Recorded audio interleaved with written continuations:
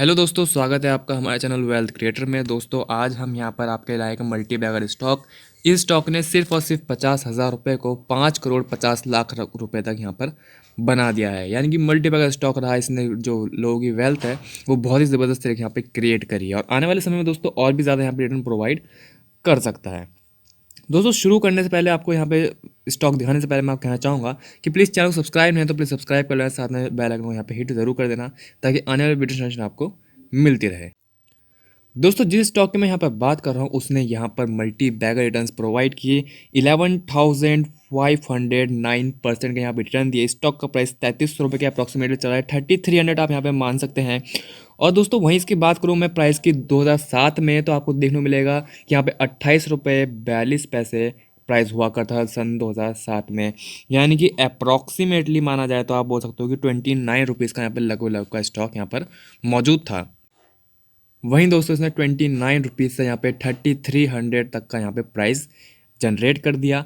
और साथ ही दोस्तों कहना चाहूँगा यहाँ पर और भी स्टॉक यहाँ पर हाई गया था, 4,000 5,000 तक भी स्टॉक गया था, पर ये थोड़ा सा करेक्शन पे यहाँ मौजूद मिल रहा है। जैसे आप देख सकते हैं कि हाई तो गया था पर यहाँ पे 3300 रुपये, 4,000 से भी ऊपर जाता हुआ स्टॉक नजर आया था, 4,500 रुपये के अप्रॉक्सीमेटली, पर यहाँ पे 3300 रुपीज़ का मिल रहा है। तो हम यहाँ पे लास्ट तक आपको बताएं कि आपने किस लेवल पर खरीदना है और किस तरह से इसने यहाँ पे सिर्फ और सिर्फ 50 लाख को यहाँ पे 5 करोड़ 51 लाख तक बना दिया है यहाँ पर।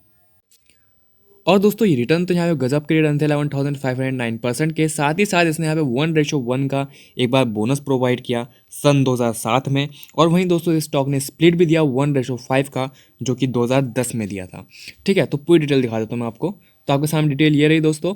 अगर यहाँ पे किसी ने 50,000 रुपये इन्वेस्ट करे सन 2007 में, जैसे कि आप देख सकते हैं, वो भी उस वक्त भाव चल रहा था 29 रुपये, जो कि हमने आपको यहाँ माना है 29 रुपीज़ का भाव चल रहा था। तो उसको यहाँ पे 1724 स्टॉक्स मिले, यानी 1724 स्टॉक्स ने उस वक्त खरीदे 50,000 रुपये में। उसके बाद कंपनी ने यहाँ पे बोनस प्रोवाइड किया 1:1 का 2007 में ही, सेम ईयर में ही। After that they have 3,448 share, तो यानी कि 1:1 से यहाँ पे जो उसका शेयर्स थे वो डबल हो गए, 3,448 शेयर्स यहाँ पे उसके पास आ गए दोस्तों। उसके बाद यहाँ पर सन 2010 में, जैसे कि मैंने आपको बताया 2010 में, यहाँ पर 2010 में कंपनी ने 1:5 का यहाँ पर जो है स्प्लिट प्रोवाइड किया, जिसकी वजह से यहाँ पर उसके जो स्टॉक थे वो 17,240 स्टॉक्स यहाँ पर आ गए दोस्तों। और जब उसके बाद यहाँ पे 17,240 स्टॉक्स यहाँ पर आ गए, तो आज आपको पता है कि पर स्टॉक की वैल्यू मैंने आपको क्या दिखाई, अप्रॉक्सीमेटली 3,300 रुपीज़ लगाई। ठीक है, यानी कि 3,300 रुपये। अगर हम यहाँ पर 17,240 शेयर्स को 3,300 रुपीज़ से मल्टीप्लाई कर दें तो यहाँ पर निकल कर आता है 5,68,92,000 रुपीज़। तो यानी कि आप देख सकते हैं यहाँ पे कितनी बड़ी अमाउंट जनरेट हुई। शुरू कहाँ से किया था 50,000 से, ख़त्म कहाँ किया 5.5 करोड़ पे दोस्तों। तो जो राकेश झुनझुनवाला जी हैं या फिर यहाँ पे विजय केडिया जी हैं, जो इतने बड़े बड़े इन्वेस्टर्स हैं, वो किस तरह से बड़े बनते हैं, किस तरह से पैसा कमाते हैं, तो आप यहाँ पे देख सकते हैं कि यहाँ पे वो लॉन्ग टर्म इन्वेस्टमेंट करते हैं और इस टाइप के रिटर्न लेते हैं कि भाई 50,000 रुपये लगाए थे 5.5 करोड़ बन गए, और उन्होंने पहले ही 5 करोड़ लगाए होंगे तो सोचो कितने बन गए होंगे। तो इस टाइप से यहाँ पे इन्वेस्टमेंट की जाती है, हमेशा लॉन्ग टर्म इन्वेस्टमेंट की जाती है। बस फ़र्क इतना है कि कंपनी अच्छी होनी चाहिए, कंपनी बेस्ट होनी चाहिए। पहले आप यहाँ पे देख लो कि कंपनी किस टाइप की है, इन फ्यूचर किस टाइप के यहाँ पर जो उसका बिजनेस है किस तरह से बढ़ सकता है, किस तरह से यहाँ पर रिटर्न्स मिल सकते हैं। तो अब दोस्तों यहाँ बात आती है कि चलो इतनी वैल्यू तो बन चुकी कि भाई 50,000 रुपये लगाए थे और 5.5 करोड़ रुपये यहाँ पर बन गए। लेकिन आने वाले समय में इन फ्यूचर अगर हम आज इन्वेस्ट करें तो कितना पैसा बन जाएगा, और उससे पहले यहाँ पर ज़रूरी है कि कंपनी कौन सी है। तो दोस्तों आपका ये मैं जो सस्पेंस है वो ख़त्म करता हूँ, बताता हूँ कंपनी कौन। दोस्तों कोई और सी कंपनी नहीं, नाम है बालाजी एमाइंस। जी हाँ, मैं यहाँ पे बालाजी एमाइंस के बारे में बात कर रहा हूँ, जिसने यहाँ पे मल्टी बैग रिटर्न्स प्रोवाइड किए, स्प्लिट दिया, बोनस दिया। ठीक है, सारी दोस्तों यहाँ पे अगर देखा जाए कि इसका जो प्रोडक्ट्स हैं, यानी कि इसका कामकाज है, प्रोडक्ट्स किस टाइप का है, तो आपको यहाँ पे देखने को मिलेगा। मैं आपको पूरा यहाँ पे रिजल्ट दिखा देता हूँ। तो जैसे कि दोस्तों नाम से पता चल रहा है कि हमें बालाजी एमाइंस एमाइंस बनाता है यहाँ पर। ठीक है, और यहाँ पर इसके जो प्रोडक्ट्स हैं वो कहाँ पे, मतलब किन प्रोडक्ट्स में इसका एमाइंस को यूज़ किया जाता है, तो देख सकते हैं its products finds application in many industries like pharma में इसके प्रोडक्ट्स का इस्तेमाल किया जाता है, एग्रो केमिकल्स में इस्तेमाल किया जाता है, रबर केमिकल्स में इस्तेमाल किया जाता है, फोटोग्राफिक केमिकल्स में इस्तेमाल किया जाता है, रॉकेट फ्यूल में इस्तेमाल किया जाता है, पेस्टिसाइड हो गया, सॉल्वेंट हो गया, परफॉर्मेंस केमिकल हो गया, वाटर ट्रीटमेंट केमिकल्स हो गया। तो यानी कि इतनी ज़्यादा इसके जो केमिकल है उसका इतना ज़्यादा जगह इस्तेमाल किया जाता है। तो यानी कि बहुत ही बड़ा जो इसका बिज़नेस है, बहुत ही ज़बरदस्त बिज़नेस है। इन फ्यूचर जो ग्रोथ है वो बहुत ही ज़बरदस्त है। अब दोस्तों यहाँ पे आते हैं कि सर पर्टिकुलर ग्रोथ कितनी है इस इंडस्ट्री की। जैसे अमाइंस का काम है, अगर मैं बायोलॉजी हटा दूँ तो अमाइंस है, तो अमाइंस की जो ग्रोथ है वो कितनी है, तो वो भी आपको दिखा दी जाएगी। तो दोस्तों यहाँ पे एक्सपेक्टेशन देखने को मिलेगा कि यहाँ पे amines market size was valued at 18,251 million in 2020 and projected to reach 27,027 million in 2028, यानी कि यहाँ पर 18,251 मिलियन से 27,027 मिलियन तक होने वाली है, जिसमें 5.14% का CAGR रिटर्न रहेगा 2028 तक। तो यानी कि एक बात क्लियर हो गई कि इंडस्ट्री जो है वो तो ग्रो करने वाली है, इंडस्ट्री रुकने वाली नहीं है। और साथ ही दोस्तों मैं बता दूं यहाँ पर दो ही कंपनीज हैं जो कि काफ़ी बड़े लेवल्स पर काम कर रही है। इसमें एक बालाजी अमाइंस आती है और दूसरी एल्काइल अमाइंस आती है। तो आज हम बालाजी अमाइंस के बारे में यहाँ पर बात कर रहे हैं। तो यहाँ पे दोस्तों अगर मार्केट कैप के बारे में बात करें तो 10,674 करोड़ की मार्केट कैप है। करंट प्राइस चल रहा है 3,294 का। यहाँ पर हाई लगाया था 5,224 का। आप देखते हैं कि कहाँ से कहाँ पे स्टॉक आपको यहाँ पर डिस्काउंट रेट पर प्रोवाइड हो रहा है दोस्तों। 850 रुपये का लो लगाया था। स्टॉक अभी 32.4 का रखा है। ROC 35.5 की है। ROE 30.6 की है दोस्तों। ROC दोस्तों 30% अबव मिल रही है, बहुत ही शानदार ROC है। और ROE भी 30% के अप्रॉक्सीमेटली मिल रही है। तो ये भी बहुत शानदार ROE है यहाँ पर, यानी कि जो इसकी वैल्यूज़ है उसके अंदर कोई भी कमी यहाँ पर दिखाई नहीं दे रही है। सारे दोस्तों जैसे कि मैंने आपको बताया था कि यहाँ पे 1:5 का स्प्लिट ऑलरेडी स्टॉक कर चुका है 2010 में। तो यहाँ पे फेस वैल्यू जो है वो ₹2 के हिसाब से यहाँ पे फेस वैल्यू उसकी ट्रेड कर रही है। और यहाँ पे दोस्तों अगर डिविडेंड यील्ड की बात करूँ 0.12% की डिविडेंड प्रोवाइड करता है। डिविडेंड कम है लेकिन प्रोवाइड ज़रूर करता है, थोड़ा कम ही देता है। और दोस्तों साथ ही यहाँ पर आप देखते हैं कि सितंबर 2021 यानी कि Q2 का रिजल्ट आया, जिसके अंदर यहाँ पे कंपनी की जो सेल है वो 526 करोड़ रुपीज़ की यहाँ पे सेल होती हुई यहाँ पर नजर आई है।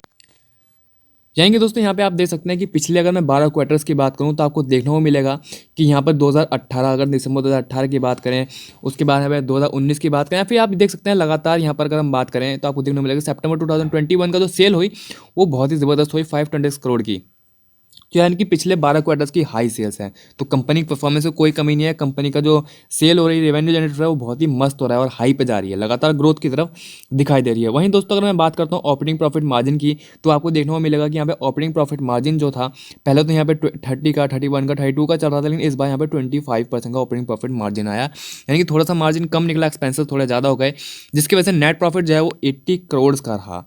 80 करोड़ का रहा, ठीक है, जो कि पिछले क्वार्टर से तो थोड़ा कम था, पर पिछले साल की बात करें तो यहाँ से ऑलमोस्ट डबल के आसपास था।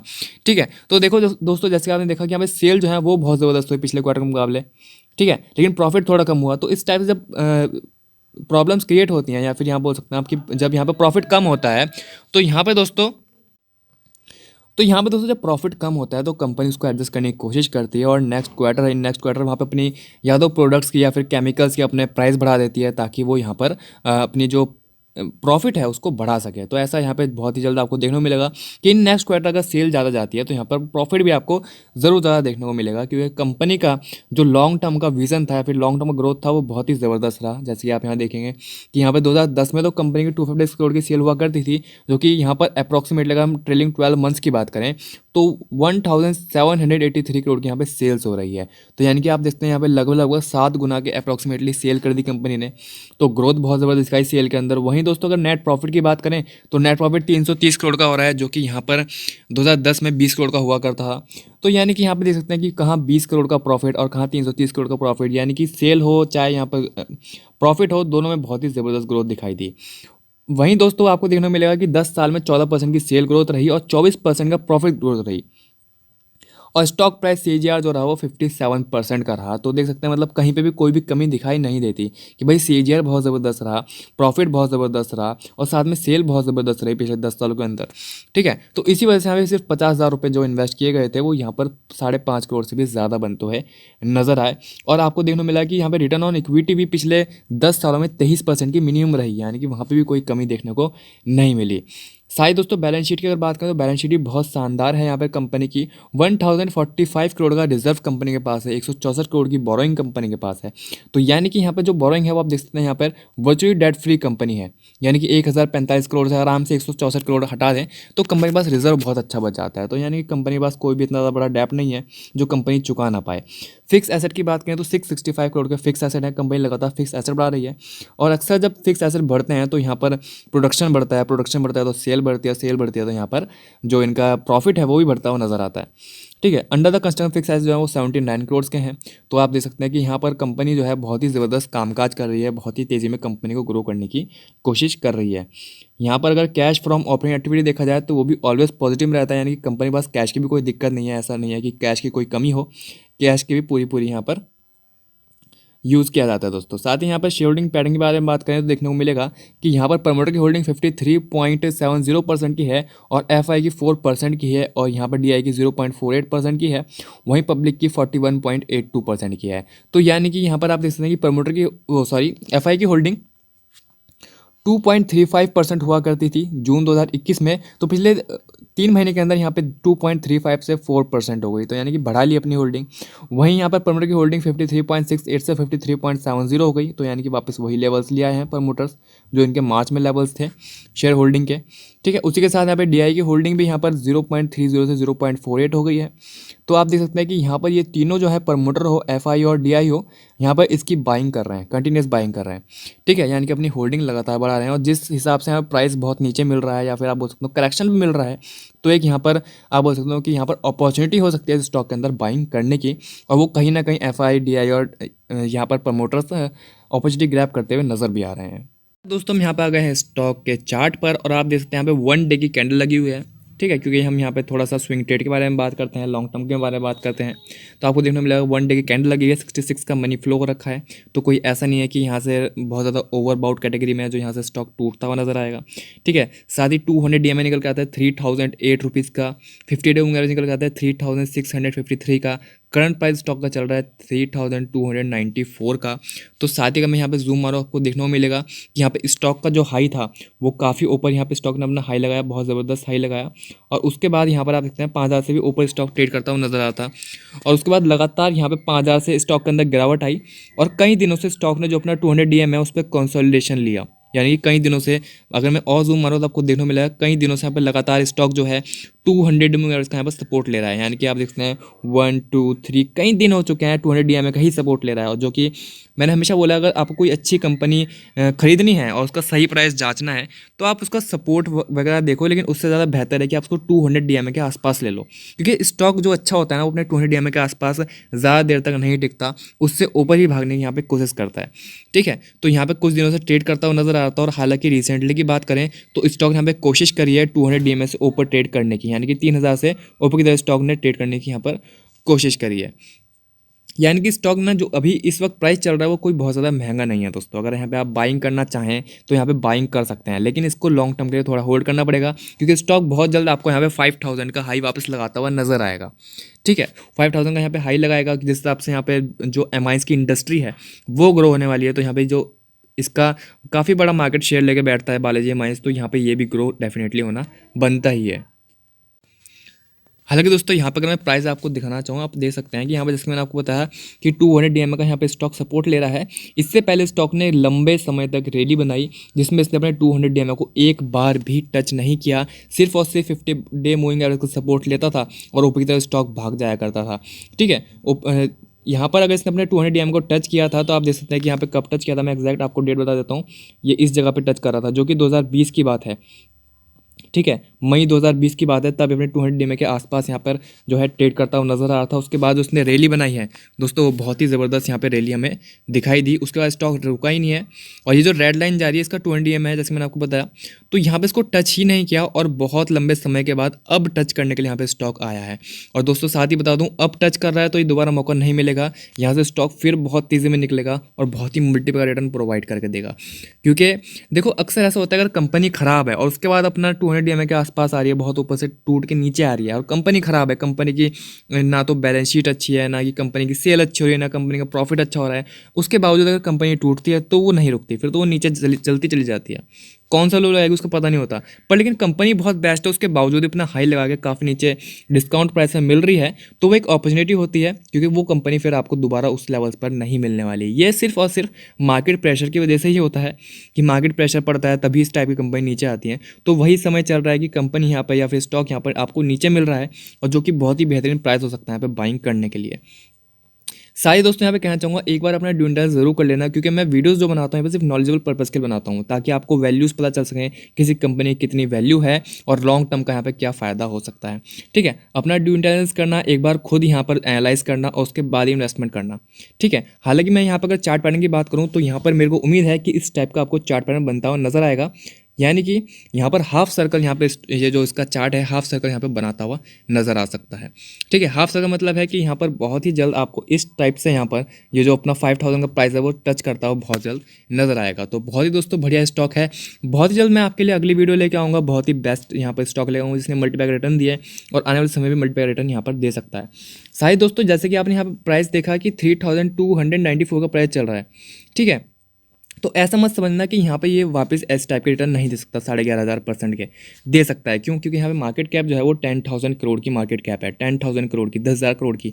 ठीक है, अगर मैं 10,000 करोड़ की मार्केट कैप के आगे एक जीरो और लगा दूँ तो मार्केट कैप हो जाती है 1,00,000 करोड़ की। और जब दोस्तों 1,00,000 करोड़ की मार्केट कैप होती है ना, तो फिर जो स्टॉक प्राइस है उसके आगे भी एक जीरो लग जाता है, यानी कि 3,294 की जगह स्टॉक प्राइस 32,940 रुपीज़ तक हो जाता है। ठीक है, यानी कि 32,940 रुपीज़। और ऐसा नहीं है मार्केट के अंदर कोई कंपनी का 1,00,000 की मार्केट कैप ना हो। रिलायंस की बात करूँ तो 15.5 करोड़ तक की कंपनी है। तो ऐसा कुछ नहीं है दोस्तों, ये कंपनी वहाँ तक नहीं पहुँच सकती, आराम से 1,00,000 करोड़ तक पहुँच सकती है। जब नाइका जैसी कंपनी पहुँच सकती है तो ये कंपनी क्यों नहीं पहुँच सकती? जैसे ही 1,00,000 करोड़ की मार्केट कैप होगी तो स्टॉक प्राइस 32,000 रुपये के अप्रॉक्सीमेटली टच करता हुआ नजर आएगा, यानी कि यहाँ से 10 गुना। ठीक है, तो इस टाइप की कंपनी में लॉन्ग टर्म के लिए इन्वेस्टमेंट करो। और साथ ही यहाँ पर ऐसा मत करना कि अगर आपके पास यहाँ पर 1,00,000 रुपये है तो सारे कंपनी में इन्वेस्ट कर दिया। पोर्टफोलियो की 10% से ज़्यादा वैल्यू किसी भी कंपनी में इन्वेस्ट मत करना, किसी भी कंपनी में, चाहे वो कितनी ही बेस्ट है। चाहे यहाँ पर आप हिंदुस्तान यूनिलीवर के अंदर पैसा लगा रहे हैं, ठीक है, या फिर आप यहाँ पर TCS के अंदर पैसा लगा रहे हैं, लेकिन इन सब के अंदर पैसा लगाएं तब भी सिर्फ और सिर्फ 10% ही देना। तो यानी कि मैं आपको कहना चाहूँगा इस कंपनी का भी सिर्फ 10% ही इन्वेस्ट करना, उससे ज़्यादा इन्वेस्ट मत करना। ठीक है, 10% अपने पोर्टफोलियो इस कंपनी को दे सकते हो, बहुत ही बढ़िया कंपनी है। तो दोस्तों फिलहाल के लिए इतना ही, मिलता है जल्दी अगली वीडियो में, और तब तक के लिए आप हमारे चैनल को सब्सक्राइब कर लीजिए ताकि अगली वीडियो की आपको नोटिफिकेशन मिलती रहे दोस्तों। तो थैंक यू दोस्तों वॉचिंग आवर वीडियो।